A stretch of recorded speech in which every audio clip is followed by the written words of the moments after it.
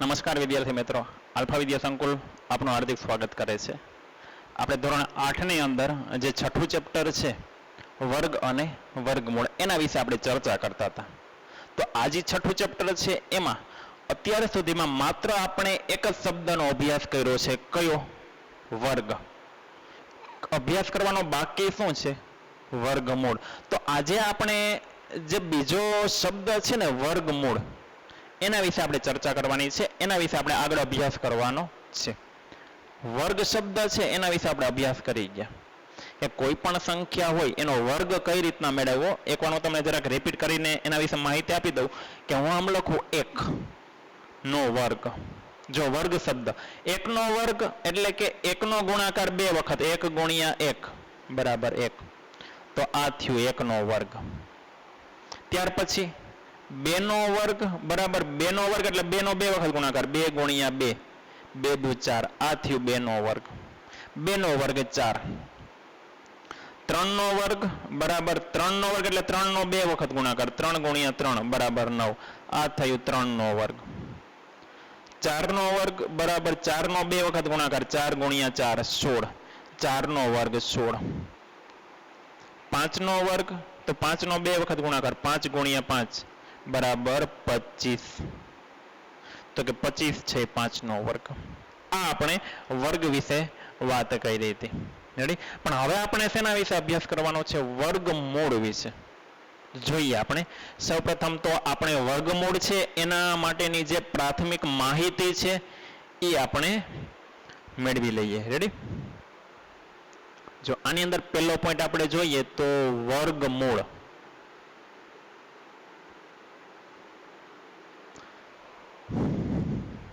વર્ગમૂળ.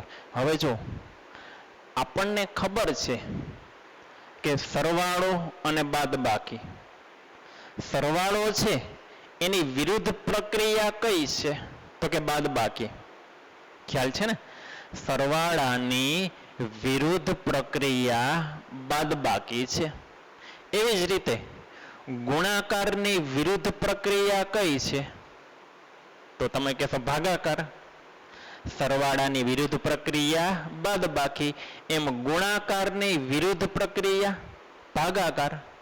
તો એવી જ રીતે વર્ગ છે ને વર્ગ, એની વિરુદ્ધ પ્રક્રિયા વર્ગમૂળ. હું એ લખું છું વર્ગની વિરુદ્ધ પ્રક્રિયા વર્ગમૂળ છે. આપણે વર્ગ વિશે અભ્યાસ કરી ગયા ને, તો એ વર્ગ છે ને એની વિરુદ્ધ પ્રક્રિયા એ વર્ગમૂળ છે. કેવી રીતે? સમજીએ. વર્ગમૂળ એ વર્ગની વિરુદ્ધ પ્રક્રિયા છે. જો અહીંયા હું આમ લખું કે 1 છે એનો વર્ગ. હું તમને એમ કહું કે હાલો મેં કેટલા લખ્યા? તો કે 1 જ લખ્યો છે મેં, પણ 1 નો વર્ગ બરાબર 1 થાય ને? 1 નો વર્ગ બરાબર 1. 2 નો વર્ગ બરાબર 4. 3 નો વર્ગ બરાબર 16.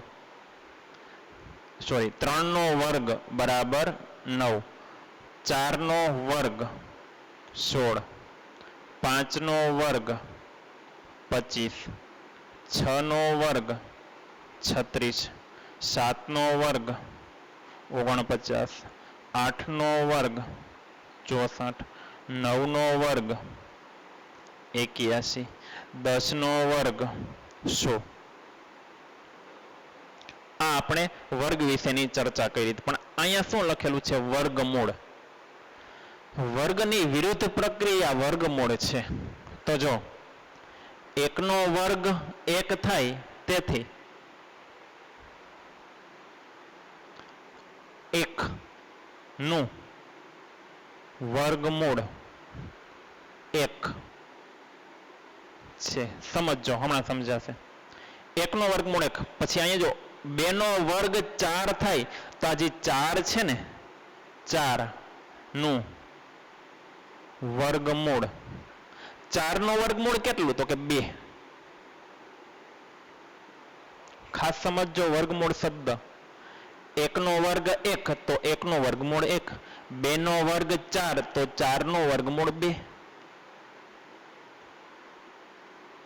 અહીં જો 3 નો વર્ગ 9. 3 નો વર્ગ 9 તો આ 9 છે ને એ 9 નું વર્ગમૂળ. 9 નું વર્ગમૂળ કેટલું થશે?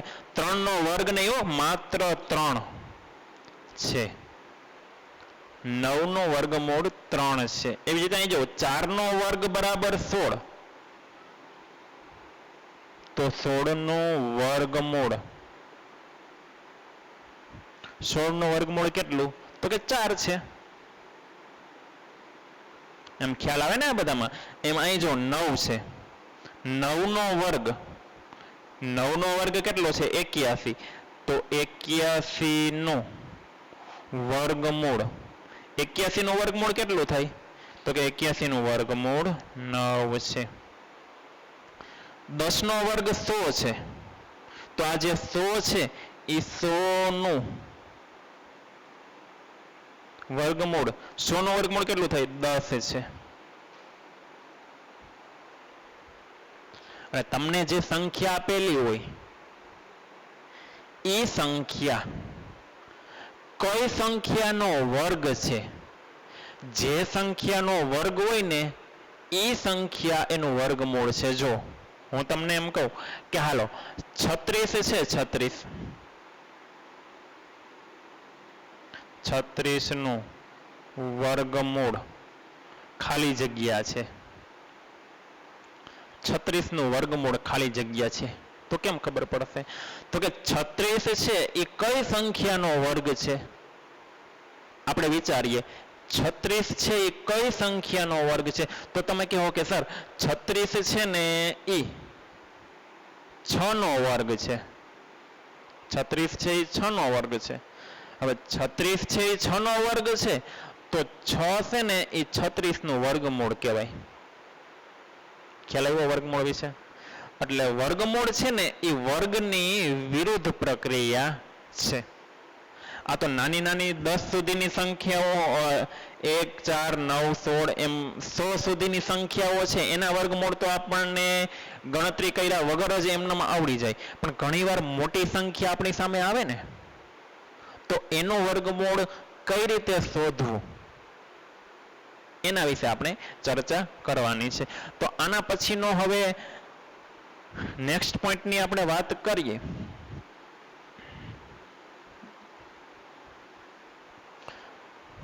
તો આના પછીનો આપણો પોઈન્ટ એ જ છે વર્ગમૂળ શોધવું.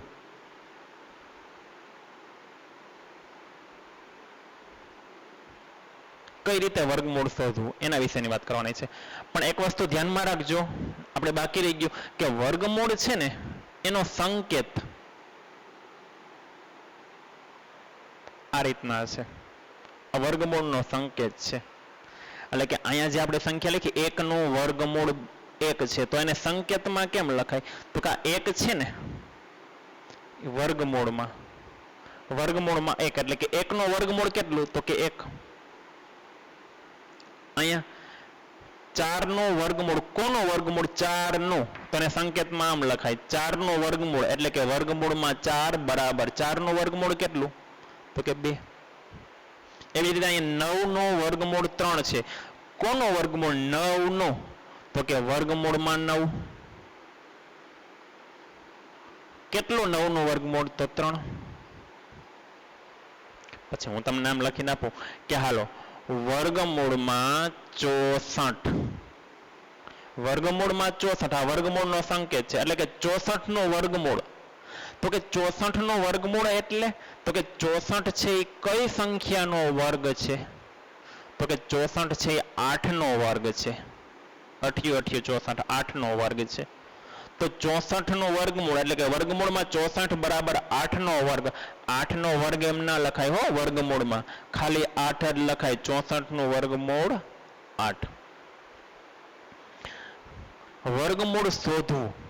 હવે આપણે જે જોવાનું છે કે વર્ગમૂળ શોધવું કઈ રીતના એની આપણે ચર્ચા કરવાની છે. જોઈએ આપણે આગળ કે વર્ગમૂળ શોધવા માટે એક પહેલી રીત છે ને એ છે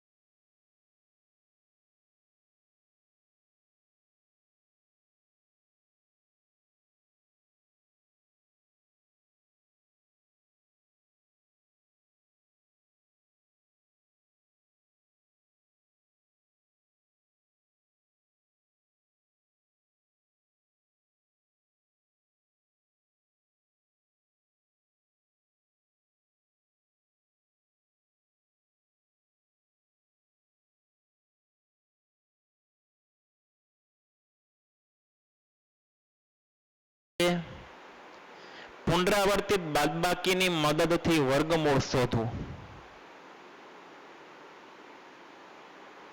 પુનરાવર્તિત બાદબાકીની મદદથી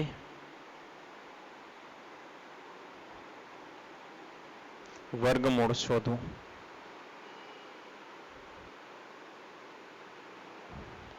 પુનરાવર્તિત બાદબાકી ની મદદથી વર્ગમૂળ શોધવું. પણ મિત્રો ધ્યાનમાં રાખજો કે આ જે રીત છે ને એ આપણને નાની સંખ્યાઓ આપેલી હોય ને તો જ ઉપયોગી છે. બાકી બહુ મોટી સંખ્યા આપેલી હોય ને તો આ રીત પ્રમાણે એની આપણે ગણતરી કરીએ ને તો બહુ વધારે સમય જોઈએ. રેડી? એટલે આ રીતે સમજવા માટે આપણે છે ને એક એક્ઝામ્પલ દ્વારા સમજીએ કે પુનરાવર્તિત બાદબાકીની મદદથી વર્ગમૂળ કઈ રીતના શોધી શકાય. એના માટે હું એક એક્ઝામ્પલ લઉં છું જે ટેક્સ્ટ બુકનું નથી, ઉદાહરણ એક લઉં છું.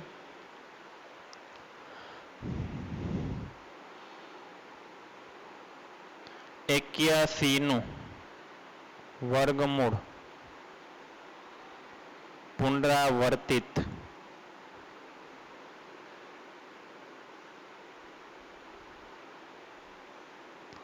બાદબાકીની મદદથી મેળવો અથવા તો શોધો. કોનું વર્ગમૂળ? 81નું. 81નું વર્ગમૂળ છે પુનરાવર્તિત બાદબાકીની મદદથી આપણને શોધવાનું કીધું છે. કોનું વર્ગમૂળ? 81નું.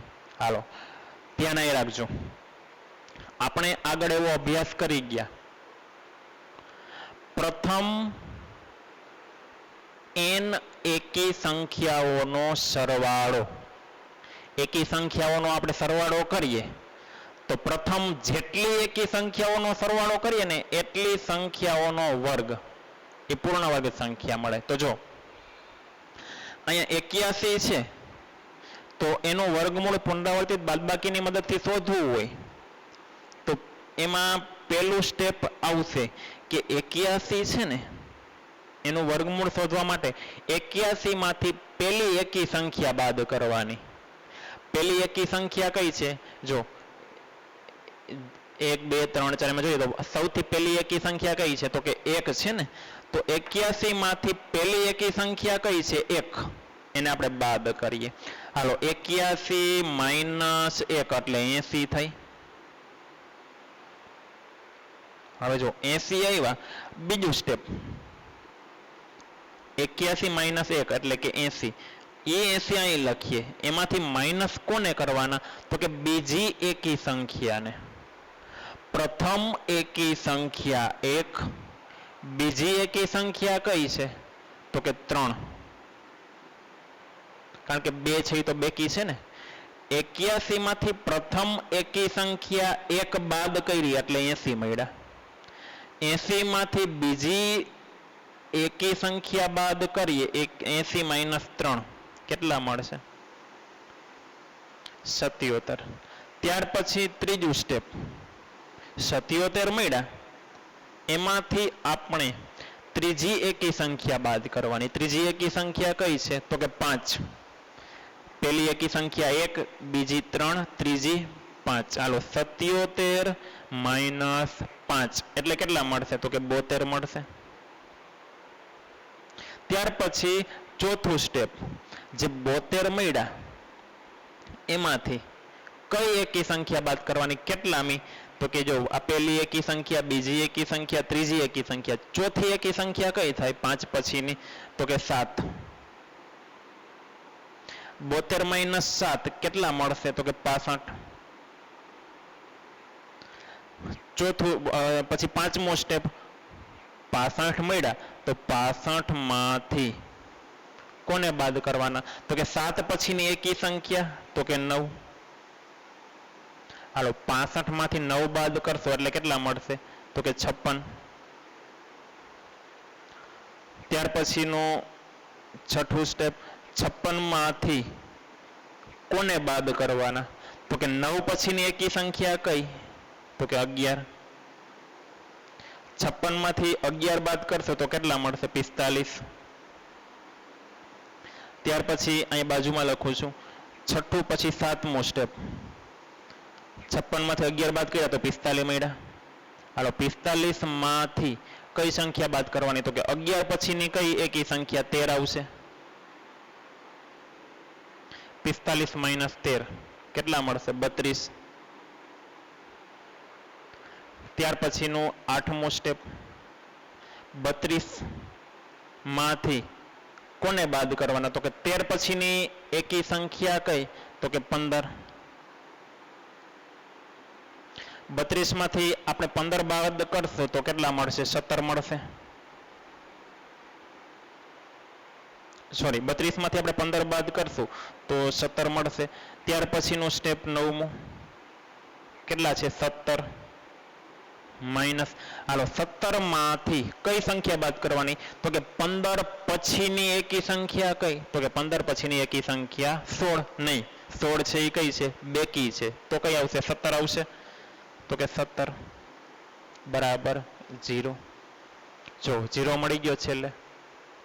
એટલે તમને જે સંખ્યાનું વર્ગમૂળ શોધવાનું કીધું હોય એ સંખ્યામાંથી તમે ક્રમિક રીતે આ પ્રમાણે એકી સંખ્યાઓ બાદ કરતા જાઓ અને છેલ્લે 0 મળે ને ત્યાં સુધીના સ્ટેપની ગણતરી કરવાની. હાલો હવે મને એ કહો કે 81 માંથી આપણે કેટલી એકી સંખ્યાઓ બાદ કરી? તો આપણે ગણીએ. જો આ પહેલી એકી સંખ્યા, બીજી, ત્રીજી, ચોથી, પાંચમી, છઠ્ઠી, સાતમી, આઠમી અને નવમી. 81 માંથી આપણે પ્રથમ 9 એકી સંખ્યાઓ બાદ કરી. તેથી 81 નું વર્ગમૂળ 81 નું વર્ગમૂળ શું મળશે? તો કે 81 નું વર્ગમૂળ 9 છે. કેમ 9?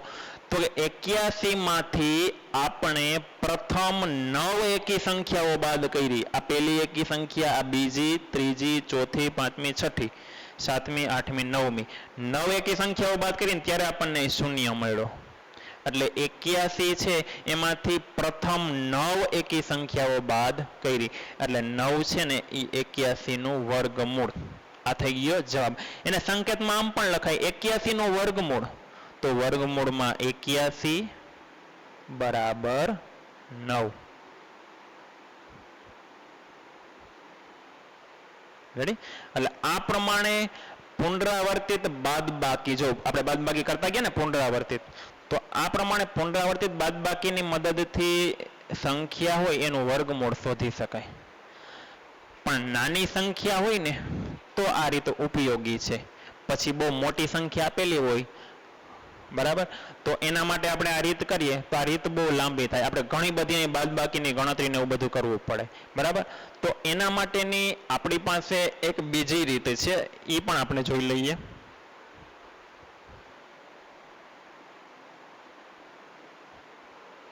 તો ત્યાર પછીનો જે પોઈન્ટ છે, અવિભાજ્ય અવયવીકરણની મદદથી વર્ગમૂળ શોધવું. અવિભાજ્ય અવયવીકરણની મદદથી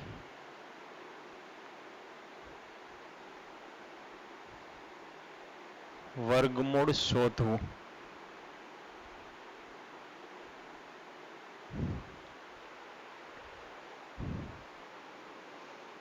આ પહેલી રીત હતી. કઈ પહેલી રીત વર્ગમૂળ શોધવા માટેની? પુનરાવર્તિત બાદબાકીની મદદથી વર્ગમૂળ શોધવું. રેડી? બીજી રીત કઈ છે? અવિભાજ્ય અવયવીકરણની મદદથી વર્ગમૂળ શોધવું. આ બીજી રીત. એમાં પણ આપણે ઉદાહરણ કરીને સમજીએ, ઉદાહરણ દ્વારા સમજીએ. આ જ ઉદાહરણ લઈએ, 81 વાળું છે. 81 નું વર્ગમૂળ પુનરાવર્તિત બાદબાકીની મદદથી મેળવો, એવું અહીં કીધું છે. એટલે આપણે આ રીતે કરવી પડે. અહીંયા આપણે લખીએ 81 નું વર્ગમૂળ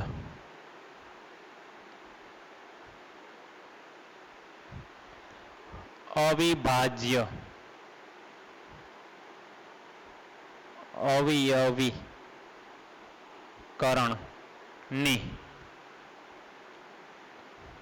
મદદથી મેળવો.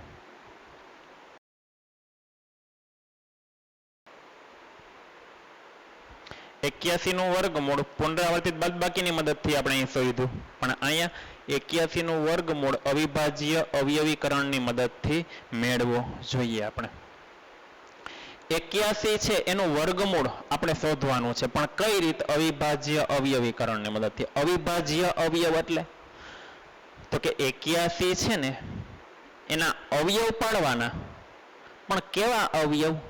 અવિભાજ્ય.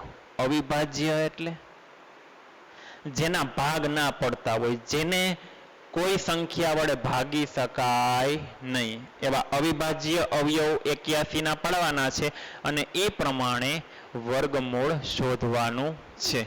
જોઈએ આપણે તો 81 ના અવિભાજ્ય અવયવ પ્રથમ આપણે પાડવા પડે. 81 જો અગાઉ તમે ધોરણ 6 ધોરણ 7 એની અંદર અભ્યાસ કરી ગયા હશો કે કોઈ પણ સંખ્યા તમને આપેલી હોય એના અવયવ કઈ રીતના પાડવા, આવી રીતે તમે અગાઉ શીખી ગયા છો. તો 81 ના અવયવ પાડવા હોય તો સૌ પ્રથમ તો અવિભાજ્ય અવયવ કીધા છે, બરાબર છે. તો અવિભાજ્ય સંખ્યાઓ કઈ કઈ છે એ ખ્યાલ છે? તો જો અહીં લખી નાખું છું ઉપર.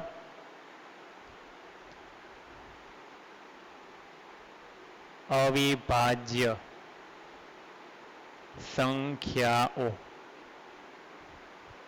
તો કે અવિભાજ્ય સંખ્યાઓ કઈ કઈ છે? તો એક તો 2 છે,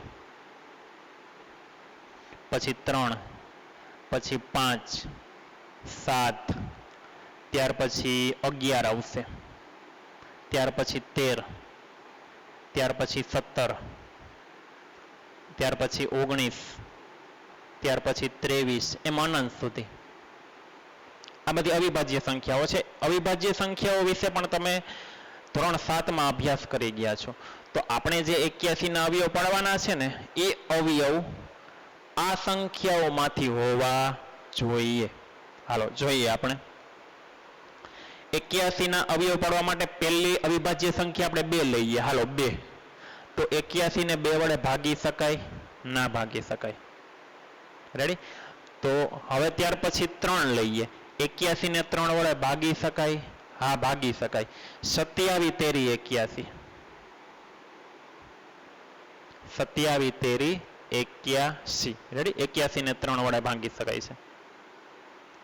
હવે 27 ને ભાગવાના. જો તો 2 વડે તો ભાગી શકાતા નથી જ. બરાબર? તો હવે ક્યારેય 2 વડે નહીં ભાગી શકાય. હવે 3 વડે. તો 27 ને 3 વડે ભાગી શકાય? હા.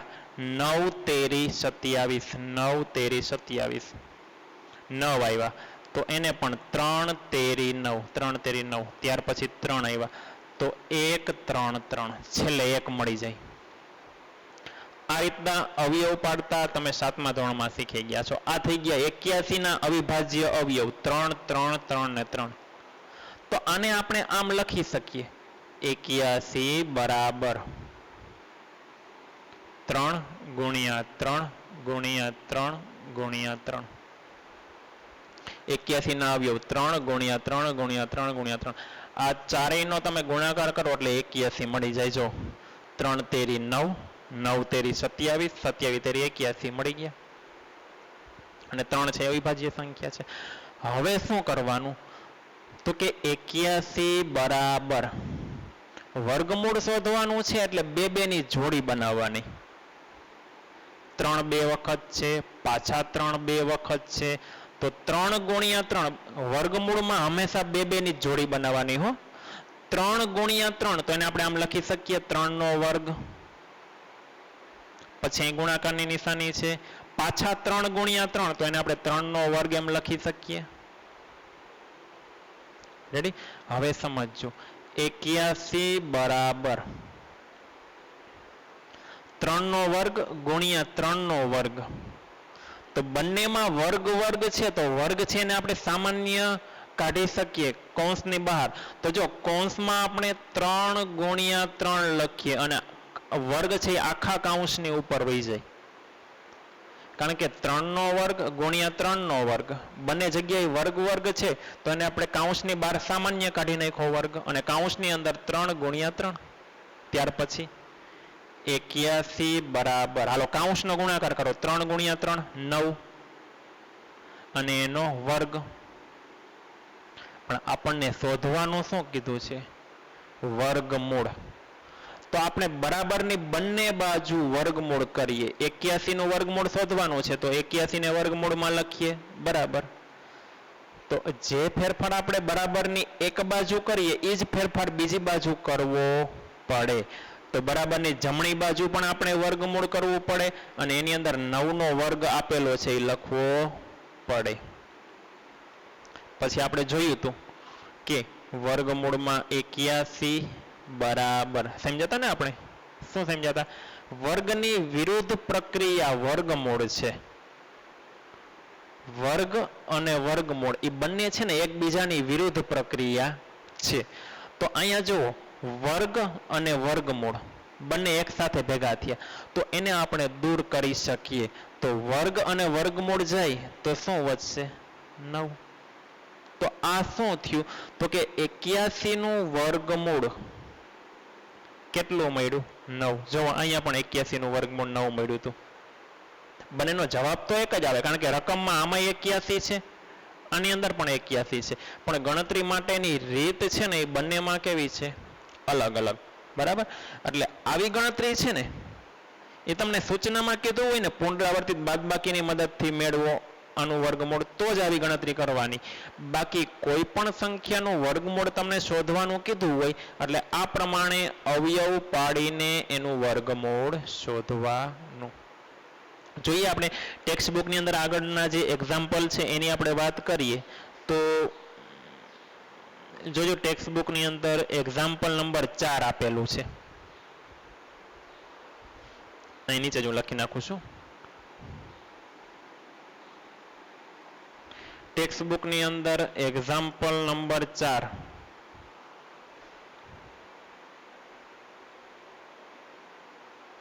101 નંબરના પેજ ઉપર આપેલું છે એક્ઝામ્પલ નંબર 6400 નું વર્ગમૂળ શોધો. 6400 નું વર્ગમૂળ શોધો. હવે સમજો 6400 બહુ મોટી સંખ્યા છે. હવે એનું વર્ગમૂળ આપણે આ પ્રમાણે શોધીએ ને તો ઘણો બધો એમાં સમય જોઈ, બરાબર. પણ આનું વર્ગમૂળ આપણે આ પ્રમાણે શોધીએ તો આપણે ઝડપથી શોધી શકશું.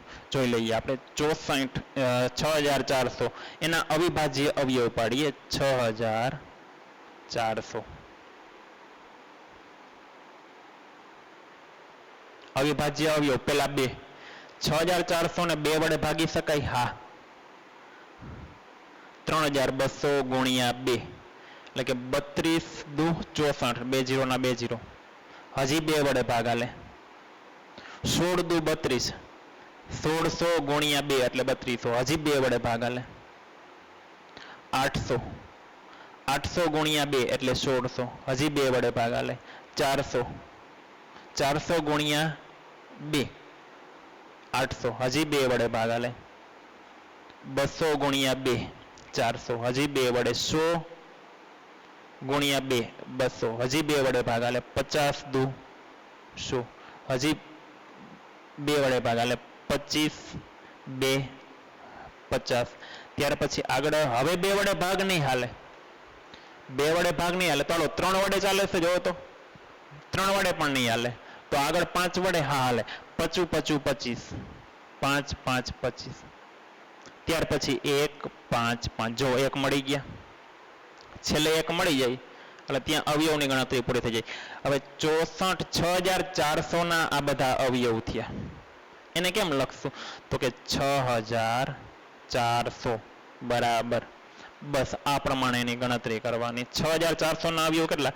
તો કે 2 કેટલી વાર છે? 1 2 3 4 5 6 7 8 વખત 2 છે. 2 ગુણ્યા 2 ગુણ્યા 2 ગુણ્યા 2, 2 ગુણ્યા 2 ગુણ્યા 2 ગુણ્યા 2, 8 વખત 2 છે, બરાબર. ત્યાર પછી 5 2 વખત છે એટલે ગુણ્યા 5 ગુણ્યા 5.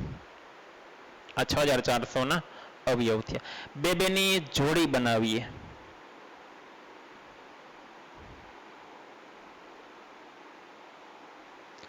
જો વર્ગમૂળ શોધવાનું કીધું હોય અને 2 2 ની જોડી બનતી ન હોય ને તો તમે આમાં ક્યાંક ગણતરીમાં ભૂલ કરી હોય એ જરાક ચેક કરી લેવું, બરાબર. 2 ગુણ્યા 2 2 નો વર્ગ, પાછા 2 ગુણ્યા 2 2 નો વર્ગ, પાછા 2 ગુણ્યા 2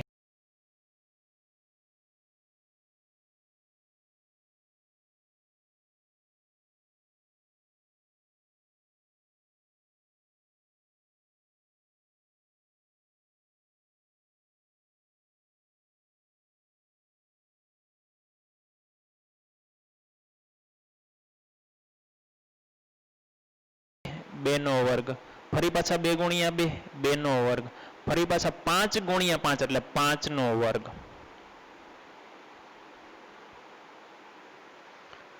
બધાની ઉપર વર્ગ છે તો વર્ગ છે એ કૌંસની બહાર આપણે સામાન્ય કાઢી લઈએ તો 2 ગુણ્યા 2 ગુણ્યા 2 ગુણ્યા 2 ગુણ્યા 5 વર્ગ છે એ સામાન્ય કાઢી લીધો 5 નો.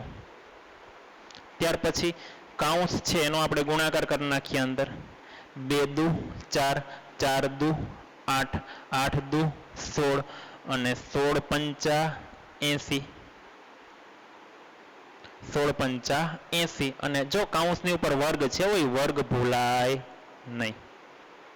પણ શોધવાનું છે વર્ગમૂળ તો 6400 છે એને આપણે વર્ગમૂળમાં લખવા પડે. તો જમણી બાજુ પણ આપણે વર્ગમૂળ દર્શાવવું પડે. 80 નો વર્ગ વર્ગમૂળમાં. પછી તો કે 6400 નું વર્ગમૂળ બરાબર વર્ગ અને વર્ગમૂળ છે એ દૂર થઈ જાય તો શું આવે? 80. તો કે 6400 છે એનું વર્ગમૂળ કેટલું મળ્યું? તો કે 80. તમે 80 છે એનો વર્ગ કરો ને 80 ગુણ્યા 80 એટલે તમને 6400 મળી જાય. રેડી? આ પ્રમાણે આપણું એક્ઝામ્પલ નંબર 4 આપણે સમજ્યા. હવે હું તમને સ્વાધ્યાયમાંથી નહીં, સ્વાધ્યાય આપણે બાકી રાખીએ કેટલાક પ્રશ્નો તમને હોમવર્કમાં આપી દઉં છું. અહીં હું લખું છું, ધ્યાનમાં રાખજો. હોમવર્કની અંદર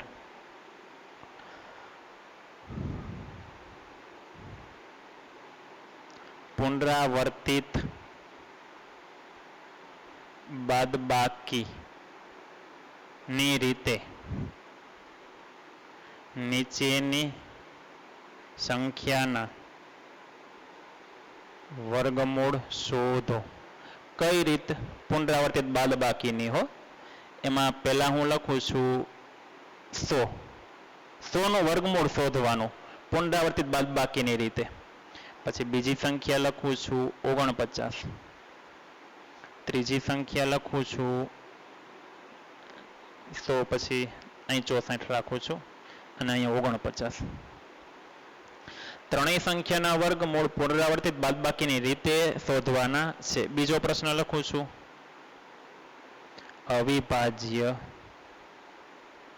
અવયવીકરણની રીતે વર્ગમૂળ શોધો. અવિભાજ્ય અવયવીકરણની રીતે, બરાબર. એમાં પણ પેલો પ્રશ્ન હું તમને આપું છું, 3600. પછી બીજો આપું છું 4900 અને ત્રીજો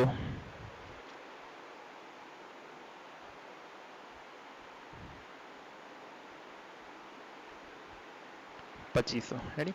આટલું તમારે હોમવર્કની અંદર કમ્પ્લીટ કરીને આવવાનું છે. પણ ધ્યાનમાં રાખજો, આ પુનરાવર્તિત બાદબાકીની રીતે અને અવિભાજ્ય અવયવની રીતે, બરાબર. તો આજના લેક્ચરમાં આપણે અહીં સુધી રાખીએ. નેક્સ્ટ ટાઈમ આપણે આગળના જે એક્ઝામ્પલ છે એની વાત કરશું. Thank you. આભાર.